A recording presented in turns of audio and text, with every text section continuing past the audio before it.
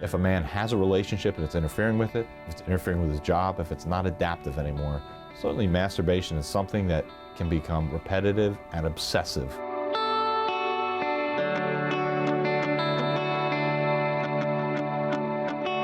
It's unknown if there's too much or too little masturbation. Many surveys have shown that nearly 100% of certain populations of men masturbate.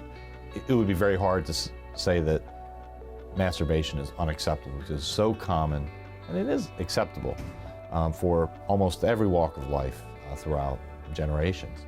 However, there's a point, in psychiatry, they always say, well, when it's not adaptive or it's hurting a man in some other way, he doesn't have time to do other things. It's not constructive. He can't do his work. It's interfering with his normal relationships. At that point, it's not adaptive anymore. It can certainly be a healthy outlet.